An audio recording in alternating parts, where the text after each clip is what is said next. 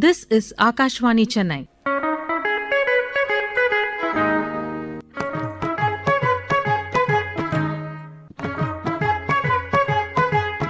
Good evening, listeners. In our weekly program in English tonight, we bring to you an interview titled Parliament, a Temple of Democracy, Deciphered. Participating in the interview is Shri PRABHU SRINIVASAN, retired Joint Secretary of the Lok Sabha.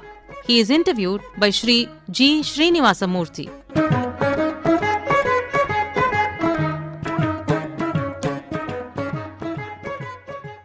Good evening, listeners. Welcome to the program, Parliament, Temple of Democracy, Deciphered.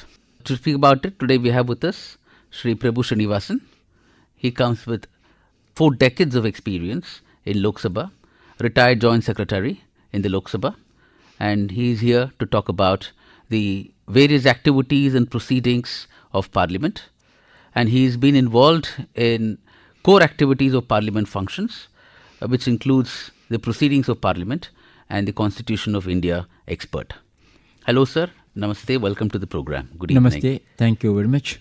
So, to start with, sir, we would like to understand, just for our listeners, Yes. what is Parliament basically do, and what are the functions of a Parliament at a very high level? Parliament is an elected body. It consists of 2 houses. Consists of House of the People, that is Lok Sabha, and Council of States, that is Rajya Sabha. House of the People is elected by the general public, and Council of States are elected by representatives of the people. Parliament consists of both Lok Sabha and as well as Rajya Sabha.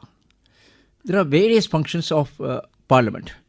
In fact, everyone calls Parliament as Maha Panchayat in our country. Correct. Yes. Yeah. The basic functions of the Parliament are, first, to discuss national as well as international issues. The second function, to make government accountable to the public. The third major function is to make legislation applicable for the public. And the fourth major function is to scrutinize budget. Now, let's break it down function by function. Yes. And let's try and delve slightly deep into that. So, you initially mentioned that one of the primary function is to discuss both national and international issues. Of course, we'll keep the international issues aside. For now, we'll just talk about the topics of national interest in terms of the activities and the proceedings in the Parliament. Yes. Now, generally, people say there are bills that are introduced, the bills are passed with thumping majority, and then there's yes, no, that kind of things that we have seen some of those live proceedings of the Parliament. Generally, what are the bills and what types of bills are generally presented in the lower house and the upper house? As I already told, one of the major functions of the Parliament is to make legislation. And what is a legislation? First, a bill has to be introduced. And what is a bill? It is a draft legislative proposal. Okay. There are 2 types of bills. One is from the government and other is private members' bills. Government bills are those which are introduced by the ministers, and private members' bills are those which are introduced by members other than ministers, and they may belong to any political party, including the ruling party. So any bill introduced by any member is called a private member. The first step for a bill is introduction. Okay. Introduction bill. I'm talking about the government bill. The minister will introduce the bill in the House. At the time of introduction, you will see him arise from his seat and say, I want to introduce the bill. Then the speaker would say, the question is, the minister may be allowed to introduce the bill. Those in favor say aye, those against may say noes. Usually, at the time of introduction, there is no opposition, and members would say ayes. Then the speaker would say, ayes have it, ayes have it. Now, the minister may introduce the bill. The minister would stand up and say, Mr. Speaker, sir, I introduce the bill. Then it means the bill is introduced. It is tabled in Parliament. That is a first step. Okay. We're talking about ayes and noes. That is a first step of introduction. Okay. Then afterwards, time is allotted for discussion. After say maybe 2-3 weeks, the bill will be taken up for discussion. We have a business advisory committee headed by Honorable Speaker Lok Sabha. The time will be allotted by the committee. Okay. Then the bill will be taken up for discussion. The first stage is consideration. General discussion on the provisions of the bill. Okay. All members would participate in the debate and the minister would reply at the end of the debate. Then the bill will be taken up class by class. each and every clause will be taken up for discussion. But in practice, it is not taken up for discussion, but it will be put to vote to the House. And members have the option to move amendments to some clauses. Okay. Before that clause is put to vote, the amendment will be voted out, put to vote first. Okay. Since they don't command majority in the House, most of the amendments will be rejected. And usually, ruling party members, they will not propose amendments. Okay. So, which means the bill, there are two types of bill. One is public bill, one is private bill. Public bill obviously is introduced by the Council of Ministers. Now there will be obviously a series of steps to prepare the bill in prior. So, maybe some of the debates probably happen off the floor before they actually create a fine-grained draft and bringing it to the table. Is there any formal procedure that happens during the drafting of the bill itself before it's introduced? See, any law is basically for the general welfare of the public. Okay. How a bill is originates. It could be from on the demand of the public, or on demand of the situation, or demand of the current needs. A bill will be drafted by the concerned ministry first. Okay. Then it will be sent to law ministry for vetting. Suppose the government feels that the provisions of the bill ought to be made public, then it will be made public for soliciting the public opinion. Even before being tabled in the Yes, parliament? tabled in the parliament. Okay. Sometimes public, they offer their opinion, and the government do take into consideration of those opinion and revise the bill. Okay. Now, after the bill, during the bill introduction of the bill, suppose the ayes and noes are not there, right? You don't have majority of noes, right? So then will the bill be retaken after a while? Is there a procedure to say, no, there is a cool-off period of this many days or this many sessions before it's taken up again? No, there is no cooling off period. Okay. There is no cooling. Only one bill, one or two types of bill, there is a cooling off period. Okay. I'll come to that later. Okay. But there is no cooling off period for other bills. Okay. For finance bill or a money bill, there is a cooling off period in the other house. There is a Rajya Sabha. Okay. When a bill is passed by Lok Sabha, a money bill, a finance bill is passed by Lok Sabha, it has to be returned by Rajya Sabha within 14 days. There's a time limit set under the Constitution of India. Okay. Suppose the Rajya Sabha does not return within 14 days, it will deemed to be passed by... Accepted by the upper house. Accepted by the Rajya Sabha, and it will be deemed to have been passed in the form it has been sent to Rajya Sabha. Okay. There's one cooling off period. Another cooling off period, we have ordinances. Okay. Ordinances have to be passed within 6 weeks from the date of the first sitting of the next session. Oh, 6 days from the first sitting of 6 weeks. Yes. From the first. Oh, okay, understood. Okay. Now, what happens, sir, in case it is now sent back? Now, after that, it goes to the assent for the president, right? Once it's passed to the, it goes. Does it go to the president for assent after that? Honorable Once a bill is passed by both houses of parliament, it goes to the president for his assent. Okay, and then it becomes immediately a law. Yes, immediate law. But there is one provision. We have finance bill. You all know when the budget is presented, a bill is introduced along with the budget estimates, budget papers. Okay. That is called finance bill. Correct. There is only one bill which comes into, some of the provisions come into effect even before it is assented by the president. Okay. That's considering the emergency of the bill. Certain provisions of the finance bill come into effect from the midnight of the day the bill is introduced. Okay. Suppose the bill, usually the budget is presented on the 1st of February. Along with the budget, the finance bill is also introduced by the Honorable Finance Minister. And the finance bill would come in, certain provisions, not all, certain provisions like taxation proposals would come into effect from the midnight of the day the bill is introduced. Even before it is assented to by the president. By the president, or even before it's sent to the Rajya Sabha also, for that matter. Yes. Okay. Okay. And in case it gets rejected by the president at that point of time, saying these provisions, by the honorable president or by the honorable members in Rajya Sabha, then will it again take some effect in terms of amendments and all that? No. Rajya Sabha does not have the power in case of money bills. And in case of money bill, the president has to give assent. Has to give assent. Yes. Okay. Okay. Now we're talking about types of bills, right? Yes. Now it is very clear that a bill is drafted and then is presented and moved as a public bill by the honorable ministers, Yes. and then it gets the majority, and from there it moves to Rajya Sabha.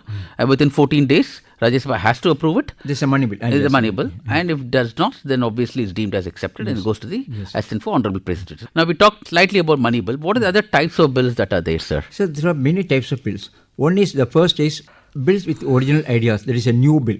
Okay. The second is amendment bill. There will be already a statute. Some amendments will be made in that statute. That's called amendment bill. Then we have constitution amendment bill. Then we have finance bill. These are the major types of bills. Okay. Now, the constitution bill that we talked about, that you just brought about, which will be slightly interesting after the money bill, is the clauses that might probably affect some of the facets of the constitution. For example, recently we had IPC changed to BNS, Yes. right? So those kind of bills will have a pre-assent from the judiciary systems as well, where there is a constitutional changes, or judicial system will not come into picture for amending any constitution items. No, for amending Constitution of India or any law, Parliament has absolute power. Okay. That does not have to come from judiciary. Okay. Suppose judiciary make some recommendation, government may take into consideration of those recommendations. But as far as making law, Parliament has absolute power. Okay, and once the law is made, and if there are certain elements that will have to be, certain situations will have to be repealed, then will it have to go through the judiciary again, or will it come back to the Parliament as an amendment? Generally, I'm only talking about the constitution bill, because that's where the legal law systems and all that come into effect, So right? as far as constitution amendment bills are concerned, it can be introduced in either house of Parliament.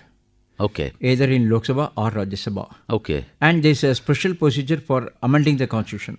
Here, usually in case of normal bills, they are passed by simple majority. But in case of constitution amendment bills, those are passed with majority of 2/3 majority of present and voting. That is, 2/3 of the members should be vote in favor, subject to half of the total membership. Okay. Okay. For example, we have 543 MPs of Lok Sabha now. Correct. Half will be around 272. Correct. At any stage of the bill, in the constitutional amendment bill, 272 members should say vote in favor of the constitutional amendment bill. Suppose there are 480 members are present, then we have 360 members should say in favor. That's 2/3. 2/3 subject to a minimum of 272. Okay. That is a procedure. And constitution bill is once amended by both houses of Parliament, then is sent to the President of India, who will be giving his assent. It comes into force immediately. It comes into force immediately. So, is there any other bill that Rajya Sabha can directly introduce other than these constitutional bills directly without Lok Sabha's consent? And then will that be sent back to Lok Sabha? Yes, in Rajya Sabha also any bill can be introduced except money bill. All bills can be introduced in Rajya Sabha. As well. Okay. Finance bill is always a money bill. Except money bill, any bill can be introduced in Rajya Sabha. Okay. First. Okay, and then it comes to Lok Sabha, and from Lok Sabha it will probably go to President of India. Okay, very good. So now we have understood what types of bills are there and how these bills are presented. And next, that's all we have time for this week. But in the next episode, we will talk more detail about the money bill itself and how the elections of the Honorable President, Vice President are done. And as an example with the IPC to BNS, how it was actually done as a case scenario. So that will actually echo well with enlightenment for our listeners. We touched upon the finance bill. I would just like to understand the budget bill, right? I would specifically with respect to the budget bill, if you can kindly give us, explain to us as to how that is presented and how the Parliament has a control over the budget bill. What kind of controls do they have? The financial of a country is from 1st April to 31st March. Yeah, financial year. Financial year. Yes. Usually on 1st February, Honorable Finance Minister presents the annual financial statement to the Lok Sabha. If you have read Constitution of India, you will not find the word budget in Constitution. Okay. Only annual financial statement will be there. Okay. But in common parlance, it's called as budget. Okay. The Honorable Finance Minister presents annual financial statement on February 1st. Immediately after, he introduces the finance bill. Okay. As I told you earlier, certain portions of the finance bill come into effect from the midnight of the day the bill is introduced. Earlier, before 7-8 years back, after the presentation of budget, usually vote on account was obtained to keep the expenses of the government going even after the close of the financial year, that is up to 31st March. Okay. But government considered this deeply and they made certain changes. They thought that some of the ministries are not able to utilize the money properly, especially at the end of the financial year. So they probably thought more control is required. So they thought that if the ministries are given money right from the beginning of the financial year, those money can be properly and fully utilized by the government. Okay.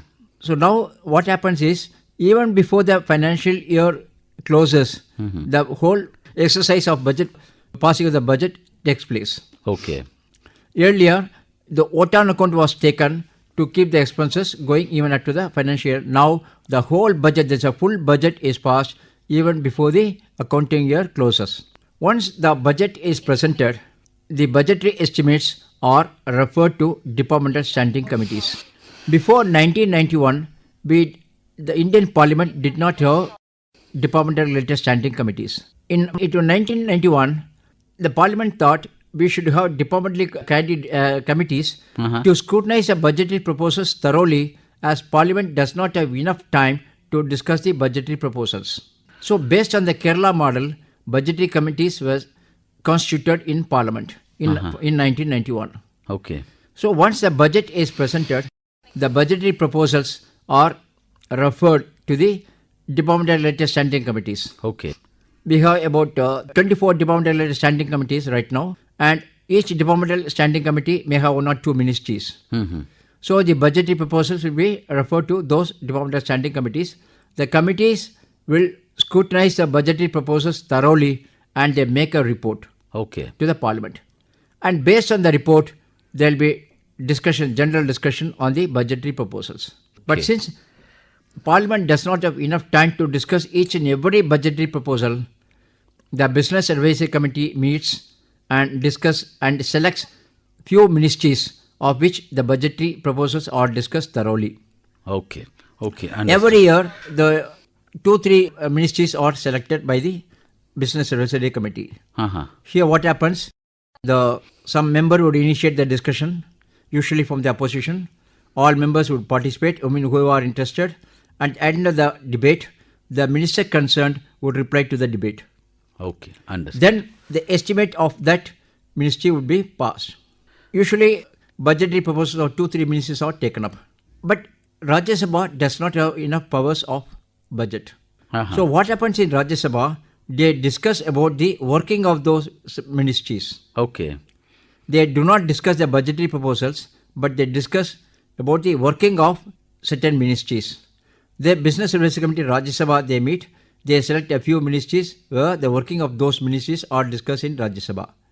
And after those 2-3 ministries are discussed, then the demands of each and every ministry which are not discussed by the Parliament are put to vote at one go. Okay. It is called guillotine. Guillotine. Okay. Guillotine. Okay. Because we have about 60 to 65 ministries, and as I told you, only a few ministries, budgetary proposals of few ministries are discussed, and the rest of the ministries cannot be discussed due to passage of time. So all the budgetary estimates of the rest of the ministries are put to vote at one go. That is called guillotine. Guillotine. Once this votes are passed, then immediately the Honorable Finance Minister moves appropriation bill. Okay. And usually there is no discussion on the appropriation bill. It is passed without any discussion. Okay. Okay. Now, so a couple of ministries, for example, I would imagine like Railways Ministry, right, or Defence Ministry, depending on the context of the day or the importance of that year. I think such discussions will happen. Yes. Outside the door. Yeah. As far as the railways are concerned, about 7 years back, we used to have a separate rail budget for railways. Rail budget. Correct. For last 7 years, we have a composite general budget. Correct. Any reason for that, sir? Why it's integrated together? The reason for first a separate budget was the railways used to pay a dividend to the general budget. Okay. Because before independence, railways used to earn huge profit. So they were required to pay a dividend to the general revenues. General revenues, yeah. Okay. To the overall revenue. Overall revenues. Okay. They used to pay about 6 to 7% dividend every year. Okay. And for that, there used to be a parliamentary committee, Railway Convention Committee, which used to decide the rate of dividend payable by the railways to the general revenue. Okay, I understand. But after some time, railways they themselves wanted a lot of money for the infrastructure development. Yeah. So they thought that it would not be prudent to pay dividend. Okay. So both the budgets were merged, the composite budget. Okay, thanks for giving Now, that as far insight. as general budget is, discussion takes place, railways are generally taken up for discussion Okay. because railways are very much in demand. All members will be very much interested to discuss railways. Yeah, because every member would it require touches some everybody's lives in India. development for Correct. their constituency. Correct. Okay, thank you. That was a good clarity that you gave on this. But of course, a lot of things to topic, lot of topics to discuss about. I'm slightly jumping the topic to going into the electioneering process Yes, sir. of the entire proceedings that is done. How is the Lok Sabha speaker elected, and how are the honorable president, vice president, who is the speaker of Rajya Sabha elected? So, Lok Sabha speaker, once the Lok Sabha is a new Lok Sabha is constituted, as per our constitutional requirement, we should have one honorable speaker, Lok Sabha. He is elected from the members of the Lok Sabha. Members of the Lok Only members of the Lok Sabha have the right to vote for the election of Speaker of Lok Sabha. Sabha. Okay. Usually, no election is held. Usually, the Speaker is elected unanimously. Okay. All parties, they agree on a common candidate sponsored by the ruling party. Okay. And that member is elected as a Honorable Speaker Lok Sabha. And the Chairman Rajya Sabha, Honorable Vice President of India, is the ex officio Chairman of the Rajya Sabha. Okay. Vice President is elected by the members of Lok Sabha and as Rajya well as Sabha. Rajya Sabha. Okay. Okay. Vice president elected by both. Okay. And then what should be the majority, sir, for that? Simple majority. A simple majority. Simple majority is good. Like we have 543 members from Lok Sabha and about 250 members in Rajya Sabha. A simple majority of 50%. both combination. 50% is Yes, 50%. 50% is good enough. Okay. And actually, we talked about Parliament being accountable to the bills and how they control the bills and all that. But how are they accountable to the public? How is the Parliament accountable to the public? What are at a very high level, if you can just touch? So in our parliamentary system of democracy, government is accountable to the legislation. Okay. Executive is accountable to legislation. That is Parliament. Parliament. Okay. And what is Parliament? It consists Elected of House of- representatives. correct. And who are representatives? They represent public. People.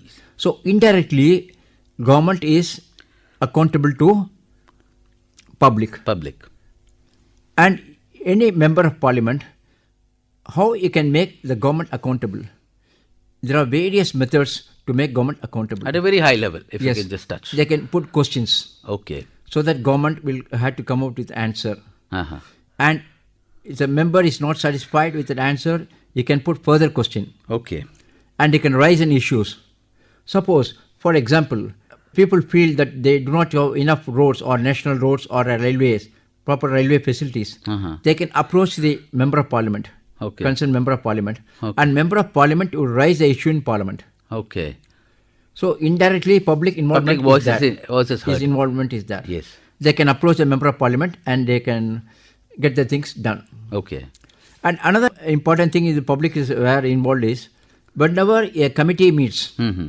suppose a bill is referred or any matter is referred to a committee, the committee would seek the opinion of the public. Okay.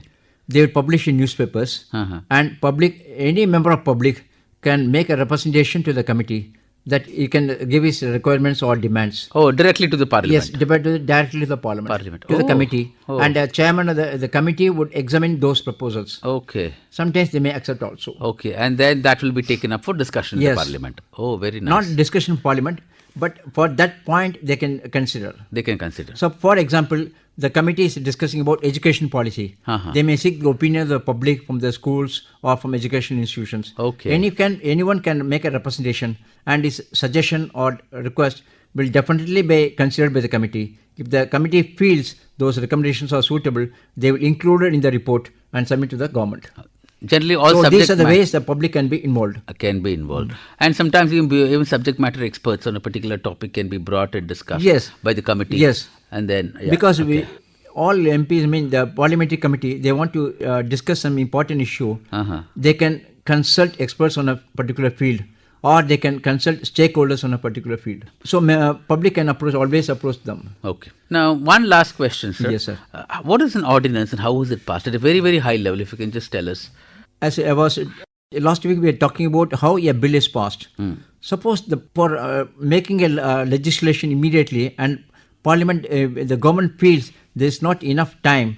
There is no enough time to convene the Parliament, and the matter is urgently required to be addressed. Then they bring an ordinance. Ordinance, okay. Ordinance is almost equivalent to a law. Okay. It's as good as a law. Okay. But there is a catch here. The ordinance has to be replaced by a bill within 6 weeks from the date of the first sitting of the next session. Okay. 6 weeks. 6 weeks, okay. But Constitution cannot be amended by an ordinance. Okay. For amending the Constitution, a bill has to be introduced in Parliament. Understood. Okay. So This ordinance route cannot be taken This for route cannot. Constitution. So ordinance basically for any emergency things that need to be taken. Yes. On very urgent basis, and then that would be then tabled. But it cannot really amend the Constitution, but Yes. it can only take the order of the day and then complete it. But however, that has to be again vetted within 6 weeks from the next sitting of the Parliament. Yes, 6 weeks. Okay, excellent, sir. Excellent. There are also, apart from Parliament, every regional level there are assemblies as well. So what are the powers of the regional state assemblies? And does Parliament really have any overarching control over some of the bills that Parliament does not accept that is being passed by the state assemblies? In the parliamentary democracy setup, we have two types of legislative bodies. One is the Parliament, that is the Lok Sabha and Rajya Sabha, and another is state legislative assemblies. Under the provisions of the Constitution of India, both Parliament and as well as state assemblies have been empowered to make legislation. Okay. Under the 7 schedules of the Constitution of India, there are 3 lists. 3 lists of powers. The first list is called Union List, the second list is called State List, and the third list called Concurrent List. Parliament has absolute power to make law on any matter contained in the Union List. Okay. And state assemblies have absolute power to make laws or legislation on any matter contained in the state list. Uh-huh. And as far as concurrent list is concerned, both Parliament and state assemblies have the power to make legislation on matters contained in the concurrent list. For example, if a state assembly makes a law on a subject matter contained in the concurrent list, and Parliament also make a law on the same subject in Parliament, the provisions contained in the bills passed by the Parliament will prevail over the act passed by the state assembly. Okay. As far as that provision is concerned. Okay. For example, GST. Can I say?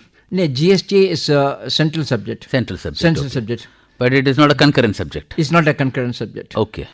For example, you can say factories. Uh-huh. The state government may make a law on the factories, provisions of the time, time of working hours or facilities, and Parliament also make a law on the same subject. The provisions of Parliament will prevail over the state law. Okay. So Parliament has more extended hand In terms respect of concurrent list. In terms of respect concurrent But in list. respect of state list, only the state assemblies have absolute power. Okay. And just in case if Parliament has to challenge that, then they will have to go through via judicial system, via to Supreme Court or via honorable courts. No, they actually what happens is a state makes a law on a concurrent subject, and Parliament also makes a law on the same subject. The provisions of the law made by the Parliament will prevail over. Prevail over. Automatically under the provisions of the Constitution of India. Okay. That's with respect to concurrent subjects. Concurrent subject. Okay. Suppose any matter which you find in any of the 3 lists, the law can be made only by Parliament. Okay. Okay. Understood. Okay, sir. For example, you can say data privacy. You will not find any of the lists because this is a recent development. Correct. Because at the time when the Constitution was framed, the data science was not there. It's a recent development. Only Parliament has power to make a law on the data science. Okay. Wherever there are ambiguity, then Parliament has the power. Parliament, or where there is not specifically provided under the Constitution of India, Parliament has the power. Parliament has the power. Okay. Understood, sir. Now, we just touched upon a subject on the judiciary also. Yes. Right? Now, with respect to judiciary, in case the Parliament decides to make some change unanimously or by a majority, what kind of consultations And what are the intervening points the judiciary actually comes in? I understand that there was a committee for every subject that gets formed where they have subject experts and they take opinion from the legal or from the general public. But generally, to frame a bill while drafting a bill itself, if they have to really get some legal advices, so that does not get challenged later on in the honorable courts. So what kind of relationship that the parliament takes with the judicial system in judicial matters? Certainly, the provisions of the Constitution of India, we have a parliamentary system of government that is separate. Then we have judiciary, that is a separate pillar of the government. Then we have legislation, that is a separate form of government, parliament. A government can take the, suppose a Supreme Court gives a judgment on any issue, that can form part of a bill brought by the government. They can take from the order of the Supreme Court on a particular subject. Okay. That can form part of the bill, formed a bill brought by the government. Okay. But since a parliament has absolute power on making legislation, it does not have to consult Supreme Court or any court of law prior to bringing a law. Suppose a bill is passed by parliament and the provisions, any member of the public or any person finds that the provisions of the bill are not within the provisions of the Constitution, or it attracts the provisions of the Constitution or violate the provisions of the Constitution of India, he can file a suit in Supreme Court of India, and Supreme Court can hear the petition and they can take a decision. Okay. But even now, Parliament has absolute power. The Supreme Court, Parliament can reverse the Supreme Court's order on any subject by bringing a law, suitable law. Parliament can reverse? Yes, Parliament has a power. Has the power to reverse, okay. But Supreme Court, as far as Supreme Court is concerned, whenever a petition is filed, Supreme Court has also the power to say that this particular bill is against the Constitution or violates the provisions of the Constitution. And it is for the government to accept it. Okay. But in case of 10th schedule anti-defection law, Supreme Court gave a judgment that certain provisions of the 10th schedule were violating the provisions of the Constitution of India, and they said these provisions will not be implemented. Okay. And the government has accepted it, and those provisions are not being implemented. Anti-defection law cutting across party lines. Yes. Is that what we are talking Yes. about? Right? Okay. Yes. Okay. So which means in a scenario where there is a deadlock, Yes. right? The Parliament again prevails there. Yeah, Parliament prevails. Parliament prevails, and then Honorable Supreme Court can only act as a guidance and say that these are the way that this is the way that we could probably suggest that you should be doing. And another we have powers of the Parliament as well as judiciary. Okay. See, under the provisions of the Constitution of India, any proceedings of the Parliament cannot be called in question by any court of law. Okay. On the basis of the irregularity or otherwise. Suppose a bill is passed by Parliament, for example. It cannot be questioned in court that the bill has been passed this form, this way or that way. Members did not vote, that not vote, or members spoke against or this way. Parliament proceedings cannot be called in question. That is one power for the Parliament. Okay. The same way, the content of judges of Supreme Court or High Court cannot be discussed in Parliament unless on a formal motion is being forward, but in the Constitution. Okay. Except on a formal motion, the content of judges of Supreme Court or High Court cannot be discussed. Okay.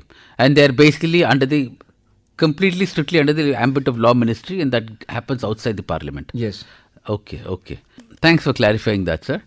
What about the amendments in the Constitution itself, right? So which means we talked about saying Parliament, between interstate relations for concurrent topics, Parliament has overreach. In case of judiciary versus Parliament, again Parliament has overreach. And now I'm talking about the Constitution, right? Yeah. If Parliament has to make any changes to the Constitution, to the core aspect of any of the clauses of the Constitution predominantly, then how does that work, sir? For the parliamentary system of democracy, the Constitution is a basic document. Under the provisions of the Constitution of India, we have all separate bodies like Parliament, legislation, executive, and judiciary. Each has its own role. We have checks and balances under the provisions of the Constitution of India. Amending the Constitution, there has been a separate procedure has been provided in the Constitution itself. It's not like any other law. Okay. For amending the constitution, a bill has to be introduced in either house of parliament, either Rajya Sabha or Lok Sabha. Okay. Once the bill is introduced, then it will be taken up for consideration. There is a vast difference between passing of constitution amendment bills and other bills. Okay. In respect of other bills, clauses of those bills can be put together for voting. Uh-huh. Oh, together. Okay. For a simple majority, it can be done by a voice vote. By a voice vote. Can be passed by a voice vote. But in case of constitution amendment bills, each clause of the bill has to be put to vote separately, and it has to be done by voting only. Okay. You cannot pass a constitution amendment bill by voice vote. Okay. So member has to cast his vote Okay. for each and every clause of the bill. Suppose there are 10 clauses in a constitution amendment bill, all the 10 clauses had to be put separately. Okay. I cannot be together. No, cannot be together, and each clause has to be put separately. And each clause has to be passed by 2/3 of the majority of the members present and voting. In voting. In both the houses. In both houses. Okay.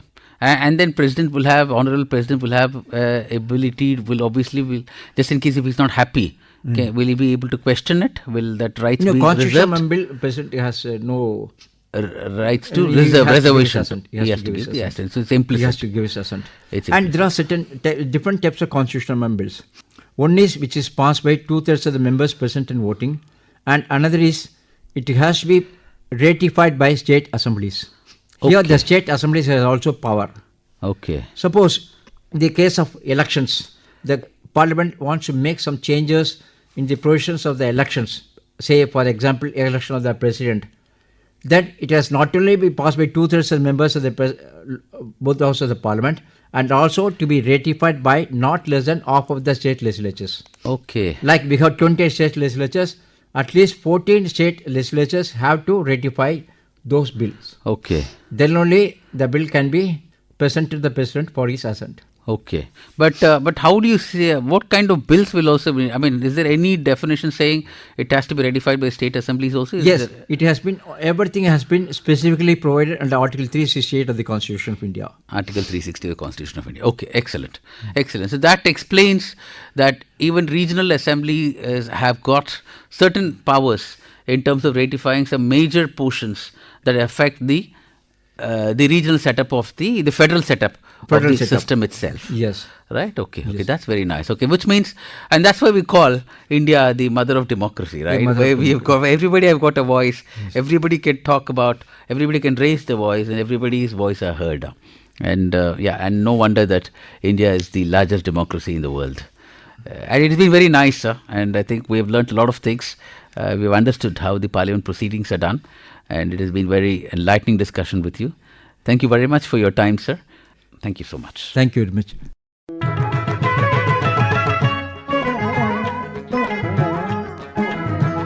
And that was the concluding part of the interview, Parliament, a Temple of Democracy, Deciphered.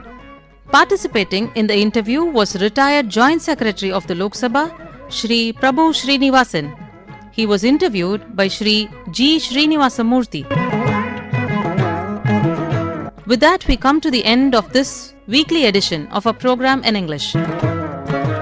This program came to you from the studios of Akashvani, Chennai.